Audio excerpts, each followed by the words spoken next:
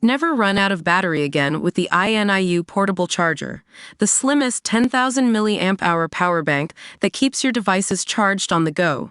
Stay powered up wherever you go. Click the link in the video description to shop now on Amazon. Welcome back to the Sheeran Scoop. I'm your host here. So, Ed Sheeran is at it again, fighting off a copyright claim that's been going on for 7 years. You might recall his win in 2023 against Ed Townsend's family over these same songs.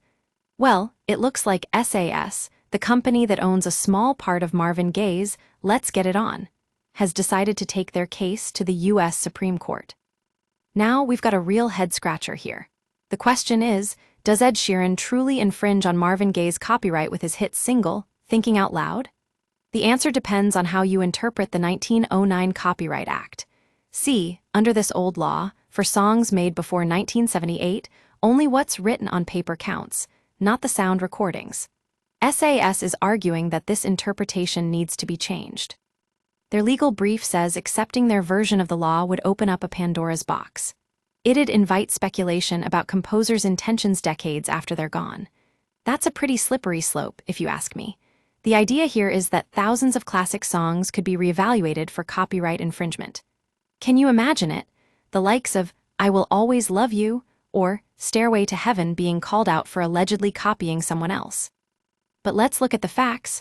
Well, maybe not exactly facts, but the court decisions.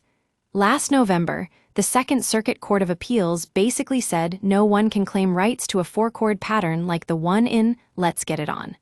That was a pretty clear shot down for SAS's case. Now, Ed Sheeran is fighting back against this appeal. He wants the Supreme Court to reject SAS's claims and stick with the old interpretation of the law. The odds don't look great for SAS. About 7,000 cases reach the Supreme Court each year, but only around 140 are picked up. So, it seems like the lower court decision might just stand. The question remains, would Ed Sheeran have won this case if he had acted sooner? We'll be keeping a close eye on how this one plays out in the courts. That's all for today here at the Sheeran Scoop. Thanks for tuning in, and we'll catch you next time.